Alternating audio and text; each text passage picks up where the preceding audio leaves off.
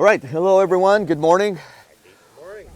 My name is Andres Hurtado, and I am the co-founder of TerraNova UAV. So we're going to split this presentation into 4 parts. We're going to do a quick refresher, then we're going to do a little demo about what we do, how we collect information. Then we will talk about a few use cases, and finally we will share, some ways to work with us, all right? But first off, I'd like to see a quick show of hands. Who's here for the first time? Okay, we got a bunch of new faces. That is great. Awesome. So the first thing we're going to do is for those who have been here before, thank you and welcome. And for you who are here for the first time, you're in for a treat. And also thank you for being here. All right, so what do we do at TerraNova UAV? Very broadly, we create maps using drones. Okay, that is extremely broad. So I will get a bit more into detail. All right, so how do we do this? We use drones. The drone ended up just being just a tool, but what we do is we use these drones to collect information about plants.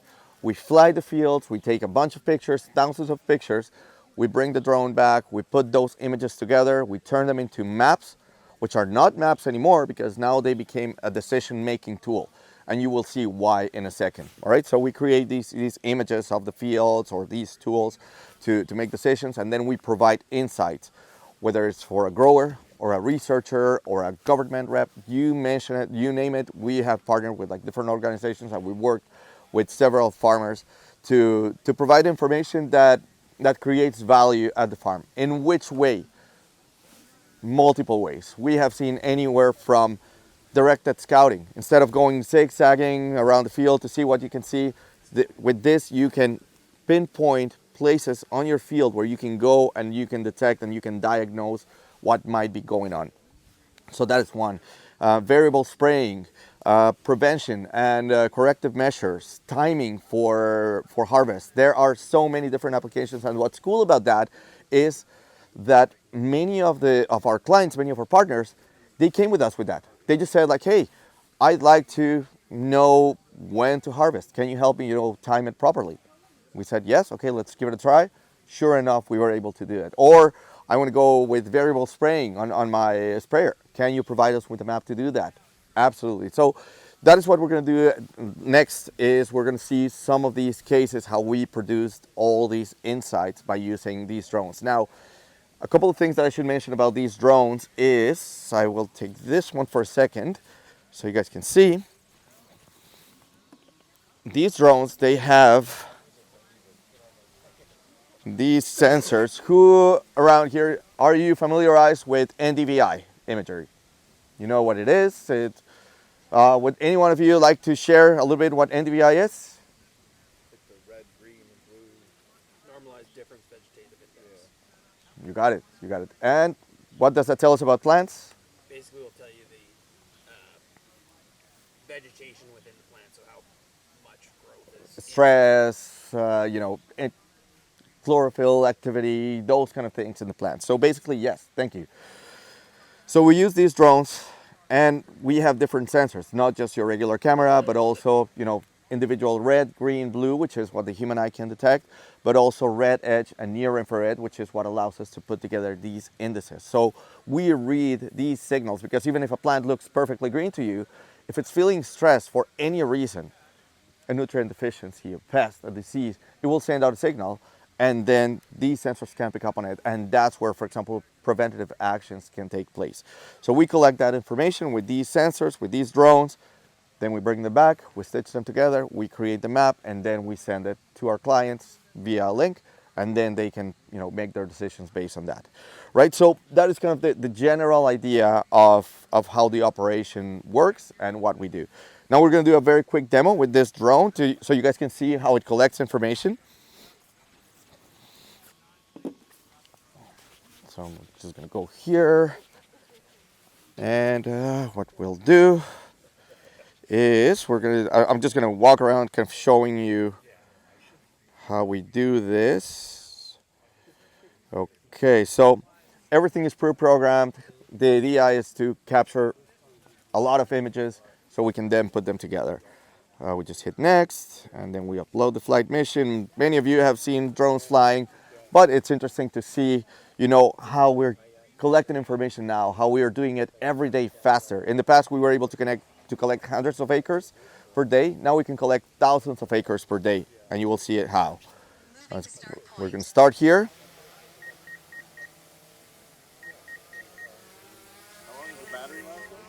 Oh, this one can go like 40 minutes. Like we can fly very long time and we can collect a lot of information. And plus we have a ton of batteries. One of the lessons learned.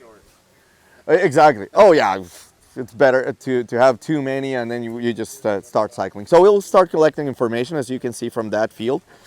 And do you need permits to fly this? Yes, you need anything over 250 grams, you will need a license. Depending on where you're flying, you may need a basic or advanced license. And if you're flying the really big ones, then we're talking about like other permits. So, as you can see here, the drone is, taking pictures vertically of the field, right? And it's doing it really fast, and it's going to start, going back and forth, taking images. Right now, it's doing it like every time. You have it programmed on a flight? Exactly. Yeah. What's Right now, I think it might be about like 40 feet or so. It depends on how high you're flying and how much overlap you have between your images, right? So you can see right now it's super fast. You should calculate from your maps how much is out of production, like a rain event comes through, kills 5% of the field. It can calculate that exactly? Absolutely. You will see it in a second. And it's almost pretty much done with the flight. It's a very quick demo. Now it's going to come back and it's going to land. Now it's just going to collect a few images and then it's done. Now it's just going to land, all right? So while the drone does this, and this is the fun part of it. I mean, just flying the drone, having the equipment, all of that. I'm a geek. I love doing this. But then comes what really makes money, what really help you reduce your costs and increase yields and so on.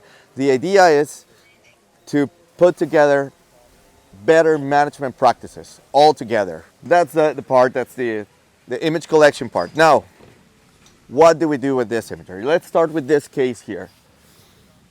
So in this case, we did this exact same thing. We did it over a field that's about 80 acres. And in this case, the grower said, hey, I'd like to apply fungicide, but I don't want to apply it everywhere. So can you come up with an on-off, and can you tell me how much and how much area should I, spray it on and off? So this is what it looks like from the air, from the map that we created. As you can see, it's very detailed. Like we're down to, pretty much individual plants that we were able to detect with these images. You can see the individual rows. Then if you turn on the multispectral, the multispectral layer, you see areas of, high vegetation activity versus, or high chlorophyll activity or high health versus areas that just don't have it or there's just no plants there. What did we do? We turned it into this. We turned it into a on-off spraying pattern, which he then put into his sprayer, and he was able to turn on and off individual nozzles to spray fungicide across his field. How much was he saving? Well, how much per acre is right now fungicide, especially with chemicals going up in price? Right now with this, there was a big saving by, in time, in terms of materials by using this type of technology. So this was a very interesting case. This is one. The next one we will see, of course, where it's green is where the sprayers would turn on, and red is where the sprayers would turn off. The next one that we will see here is, this is an interesting one because in the past when someone produced these maps, you would see something like this. And then the first question is, what now? What do I do with this? All right, it all looks green, so Is there any action that I can take? Like, is the famous so what about the field, right? So, and that's why, again, this became a decision-making tool. Because if you just got a PDF, there's nothing you can do with it. But if you're able to adjust the values and understand that your, vegetation index threshold is higher, that's when you can start realizing that some areas, we're not comparing here living versus dead plants. We're just comparing good versus great. And we're trying to see, what better ways or what practices can we implement on the field, not just this year. It might be too late this year, but what can we do, for example, for next year? So based on this image, some of the things that we were able to detect were, and this was great. This was an awesome project that we did with the grower, where we started seeing, okay, like for example, here you can see just a few rows that for some reason, it's not that they were bad, it's just that the chlorophyll activity was a little bit lower than the rest. What could this have been? Could this have been something related to a sprayer? Only the grower knows, and it's all about, working together and getting to these decisions. We can see, small areas with a few gaps that might have to do maybe with some drift or some, all of these things. It's all about that collaborative effort with each of the clients, with each of the growers, in order to detect them. The point is to detect these things, to detect these issues, and be able to take actions leading to better management practices year over year. And at the end, what you want to see is everything nice and green and uniform, hence, optimizing your yields. So this was a great use case, great conversation. Now, this is for multispectral imagery. And yeah, this field in general looks great. Now, what are we doing with, for example, this drone here? So now this one is laser imagery. Now with laser, what can we do? So these are some of the applications that we have done with this other drone. One is this. This is a point cloud. This is an entire 3D model of entire fields that provides a very detailed topographic representation or 3D reconstruction of an entire field for tiling projects, for understanding what the topography looks like, for finding areas for potential of erosion, areas for potential for waterlogging. It's all in here. And then because we're using laser, shooting lasers at 240,000 laser rays per square meter, we can penetrate through vegetation and we can see what's below it. So this had, very small plants, so we didn't have to worry too much about that. But we were able to see like these vegetation profiles. You can also turn this into digital elevation models. So again, very detailed 3D representation of the fields for tiling projects, you name it. For ground analysis, this was a very nice use case of laser technology. Actually, the sensor looks like this. That's why I keep it covered, because it's an expensive sensor, but looks like this. This is what shoots the lasers, 240 times per square meter.